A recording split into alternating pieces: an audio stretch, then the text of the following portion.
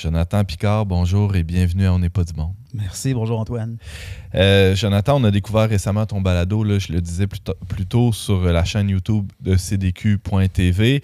Ça s'appelle Catholique sceptique. Tout à fait. Pourquoi? Parce que je suis sceptique et je suis catholique. C'est tout pour moi. Merci, bonsoir. Merci beaucoup.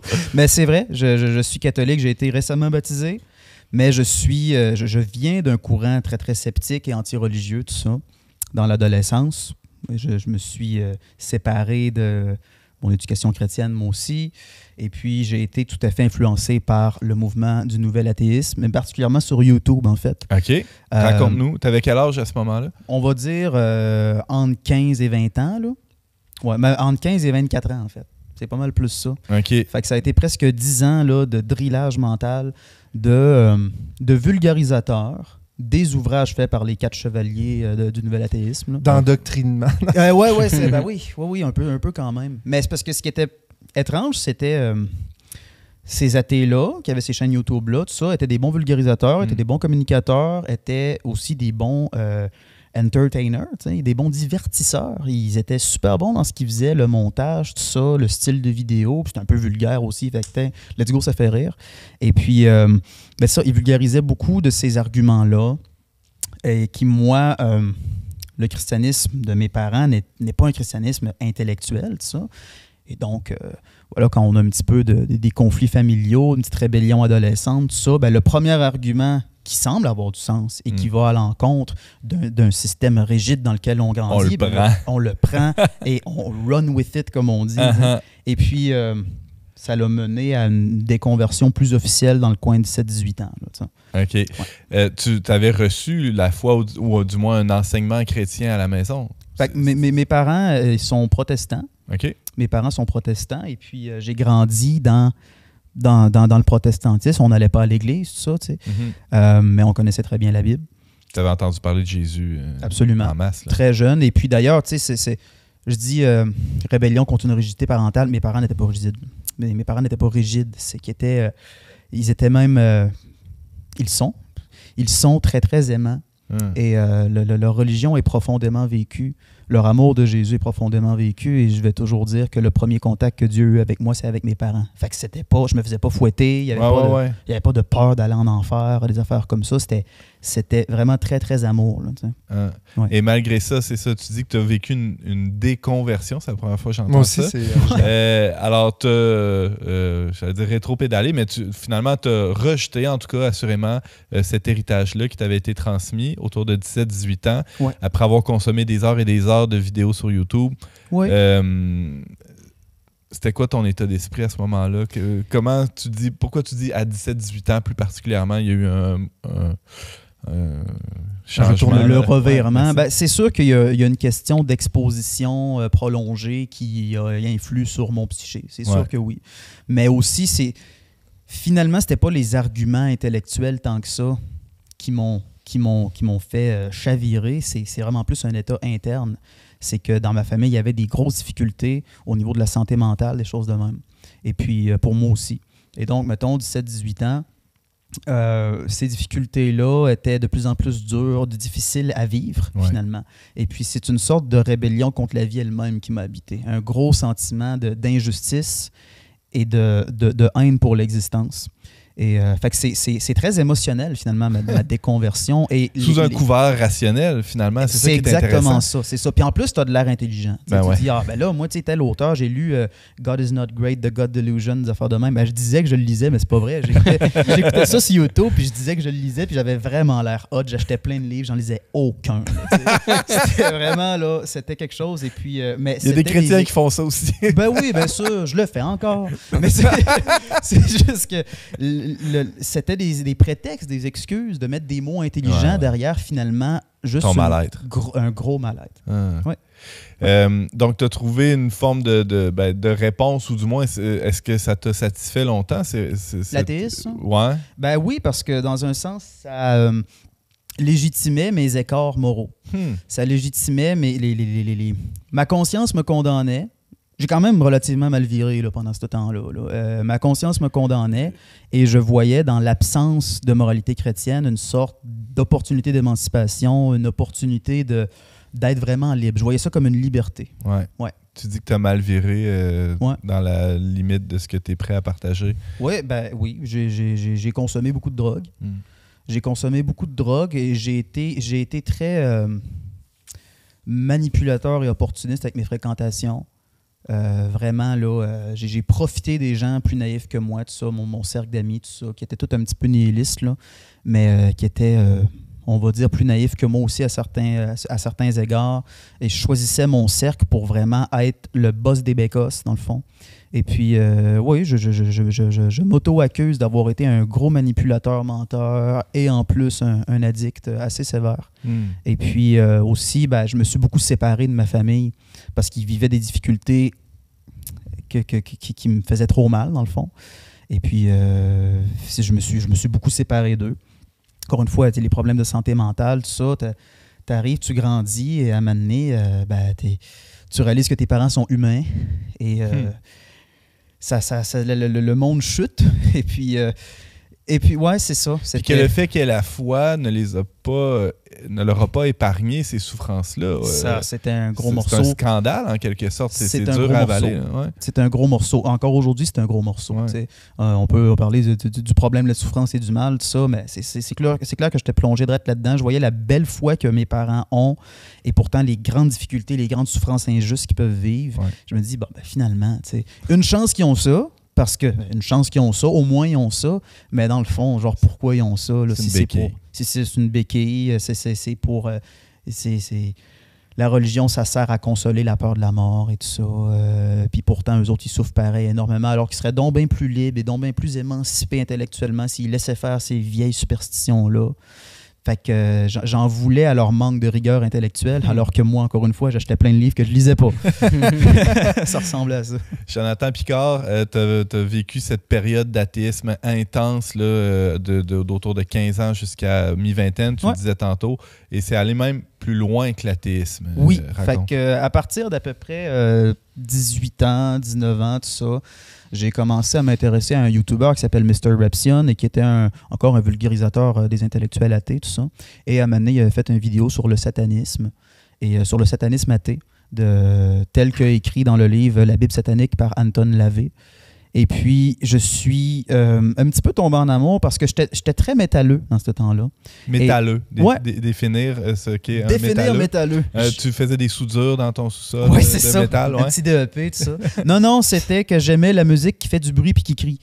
Du métal, du heavy metal. Du gros métal, du gros death metal, tout ça. Donc, l'esthétique diabolique, tout ça, très rouge et noir, pentagramme d'en face, de faire de même, ça me rejoignait. Et là, je voyais que dans le courant athée, il y avait ce petit embranchement-là qui était le satanisme athée.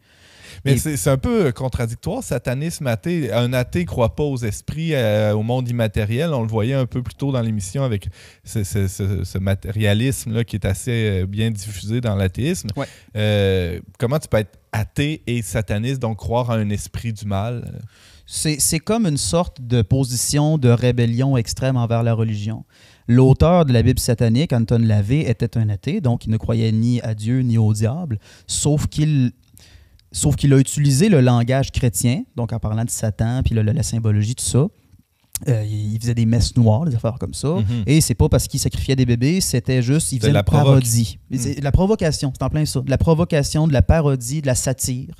La satire anti-religieuse, en gros, c'est ça. Et il parle dans son livre de l'importance du psychodrame, qui est une sorte de jeu de rôle. De théâtre. Tu vas prier, tu vas faire des messes noires, tu vas faire des prières, tu vas allumer des chandelles noires, tout ça, parce que c'est bien pour l'humain d'avoir une sorte de drame, de semi-jeu comme ça, d'avoir une histoire spirituelle, de s'accrocher à quelque chose qui les dépasse, mais purement par théâtralité. T'as embarqué là-dedans, toi? Et j'ai embarqué là-dedans. J'ai même acheté des bijoux officiels sur le site de l'Église de Satan. Il y a une pièce à faire avec ça. Il y a une méchante bonne pièce à faire avec ça. Ils sont chers, les bijoux. J'étais vraiment content d'utiliser mon petit change pour ça. Beau petit pentagramme là, en bijoux, tout ça, puis des chandelles. Puis j'en ai fait. Et puis Le problème avec ça, c'est que quand on adhère au principe du psychodrame, tel que dit par Anton LaVey, ben, c'est qu'à un moment donné, ça dépasse l'athéisme. Quand tu dis à ton corps de faire des rituels, à un moment donné, ton esprit va commencer à croire ce que ton corps fait. Et c'est d'ailleurs l'importance pour moi d'aller à la messe, des choses comme ça, c'est de faire... Notre corps nous dit de croire ça, dans le fond. Notre corps fait la croyance. Et à un moment donné, notre tête y arrive et notre cœur y arrive aussi. Donc, c'est pour ça que dans le satanisme, c'est la même chose qui se passe, même si c'est athée initialement. Ouais. À un moment donné, tu t'embarques là-dedans. Là. James? Je dis, c'est un peu contradictoire même parce que Anton LaVey renverse les valeurs chrétiennes. Donc, plutôt que l'humilité, la faiblesse, tout ça, la vulnérabilité, lui, il va promouvoir la force, le narcissisme, l'égocentrisme, l'individualisme. Oui. Puis quand tu es dans ces valeurs-là, finalement, que tu le veuilles ou non, tu finis par adhérer à ce que Satan promeut. Absolument. C'est ça qui est drôle. Absolument. Et c'est pas même pour ça que ma petite théorie qui vient pas de moi, mais que je me souviens plus de qui, c'est que la plus pure forme de satanisme qui existe, c'est ça. C'est vraiment ça. C'est comme dire que le diable veut pas qu'on croie qu'il existe. Là. C'est un petit peu ça. C'est la plus pure forme de satanisme, c'est de faire tout ce que Satan veut, mais finalement d'une manière qui est détachée de la croyance au supernaturel. Et, parce que c'est quand même rare des gens athées qui vont dire moi je vais faire comme si Dieu existait. Le Dieu, je vais devenir chrétien pour le fun. Ça existe, mais on s'entend, c'est assez rare. Ouais. Jonathan Picard, qu'est-ce qui fait que tu es sorti de... En tout cas, j'espère que tu es sorti. Tu n'es plus sataniste. Oui, OK, c'est bon. On n'a pas passé de test là, avant de rentrer ici. On aurait peut-être dû, je ne sais pas. J'aurais dû mettre de l'eau bénite. Ben ouais, c'est ça. Dis-nous, qu'est-ce qui t'a fait sortir de ce milieu-là, Jonathan? Une douleur excessive. Vraiment. La souffrance. C'est la souffrance qui m'a fait sortir de là. Parce qu'on n'est pas bien quand on est là-dedans. Absolument pas. On n'est absolument pas bien quand on est là-dedans. Et James, tu disais quelque chose d'absolument essentiel, je trouve, là, qu'on adore tous quelque chose. On a tous un Dieu, finalement. Et ça, c'est vrai, une valeur ultime qu'on peut dire, là, pour, mettons, des gens plus séculiers. Là, on a tous une valeur ultime qu'on va poursuivre et qui va un petit peu dicter notre vie. Oui, ça, vers quoi on guide tout. Vers quoi on guide tous nos gestes. C'est quoi ce qu'on veut ultimement pour notre vie? Et ça, souvent, ça va être la puissance, ça va être le pouvoir, l'influence, la richesse, le plaisir. Moi, c'était beaucoup ça, le plaisir. Et toutes des choses que Satan représente, les choses de ce monde qui part, reste attaché aux choses de ce monde qui part. Et puis, mais c'est ça, quand on est là-dedans, on vit un petit peu pour rien, finalement. Parce qu'on vit pour quelque chose qui s'en va de toute façon. Et donc, ça laisse un énorme vide existentiel. Et c'est ce vide-là existentiel face à la souffrance de ma famille. Et moi, j'ai commencé à faire des angoisses absolument énormes. Et avec l'abus de substances, évidemment, ça l'a empiré. Ben ouais. Et c'est de comprendre que je ne l'avais pas du tout l'affaire. Et que je dois beaucoup ma conversion à mon père, parce que mon père, niveau santé mentale, il a eu des épreuves assez épouvantables. Quand j'ai vécu les mêmes, je me suis dit, lui, comment il fait pour s'en sortir? Là? Et c'est là que ça a commencé, dans ma tête, à faire un peu une hésitation, à me dire peut-être, et si c'était vrai? Et si c'est ça qui le fait passer à travers ça? S'il y a bien une chose que mon père voulait que je sache quand j'étais petit, c'était Jésus, suis Jésus, c'est lui la vie. Je me disais, je regardais ça de haut, ça, mais quand finalement j'ai goûté à ces eaux-là au fond du baril, je me suis dit, et si c'était vrai? C'est là que ça a commencé. Mais là, tu es devenu catholique. Je veux dire, tu as continué à t'opposer à ce que tes parents... Ouais, c'est ça. Faut quand même, je m'en garde un petit peu. Ouais, c'est ça. Ouais, mais je suis devenu catholique. C'est toi le protestant, là. Ouais, c'est ça. C'est ça, le méta-protestant. Ouais, exactement. Ouais, ben c'est sûr que une des raisons pourquoi je m'appelle catholique sceptique aussi, c'est parce que je suis sceptique même envers les croyances que je tiens aujourd'hui. Mais je suis allé vers le catholicisme spécifiquement. Ça, plus pour des raisons intellectuelles qu'émotionnelles. On va dire l'émotion, le vécu existentiel m'a fait tourner vers le christianisme. Mais le catholicisme, c'est parce que je trouve que ça a du sens, que le même Esprit Saint qui a inspiré les Divines Écritures aurait aussi inspiré une tradition interprétative de ces Écritures-là. Pour vrai, le catholicisme, pour moi, ça m'attire à cause de ça. Aussi parce que je suis quelqu'un de relativement matérialiste. Et ce que je veux dire par là, c'est que pour moi, l'union du physique et du spirituel, c'est important. Je suis assez cartésien. Dans les sacrements, on a des signes matériels toujours. There you go. C'est exactement ça. C'est ça, j'allais dire, le côté liturgique aussi auquel tu as goûté dans le satanisme. C'est ça. C'est ça. Et le mouvement, le rituel, d'amener le corps, la réception des sacrements, c'est d'aller dans une église, dans une vraie bâtisse en briques. les odeurs, le visuel, l'auditif, les chants, pour moi, ça a du sens que la spiritualité mélange vraiment le corps et l'esprit, alors que je vois le protestantisme beaucoup comme une sorte de divorce entre le corps et l'esprit, même si la position protestante ne se limite pas du tout à ça. Là, tu parlerais à un presbytérien, ils ont aussi des églises, ils ont aussi la communion, des choses comme ça, mais d'ordre général, pour moi, ça a du sens, le catholicisme, à cause de ça, même si je le remets ça aussi en question. Jonathan, une dernière question. Fais-tu encore du métal? Oui, je fais encore du métal. Je suis dans un groupe qui s'appelle Hopeful 16. Je joue de la bass dans ce groupe-là, j'écris les paroles. Fait que je continue à faire du bruit, mais mon intérieur est beaucoup plus joyeux que dans le temps que j'en faisais par nihilisme destructeur. Merci beaucoup d'être passé à On n'est pas du monde. On est très heureux d'avoir entendu aujourd'hui ton témoignage qui était pile poil avec le thème de l'émission. J'invite tout le monde à aller écouter ton balado sur cdq.tv, sur la chaîne YouTube de CDQ. Ça s'appelle Catholique sceptique. Jonathan Picard, c'est un plaisir de t'accueillir. Merci beaucoup.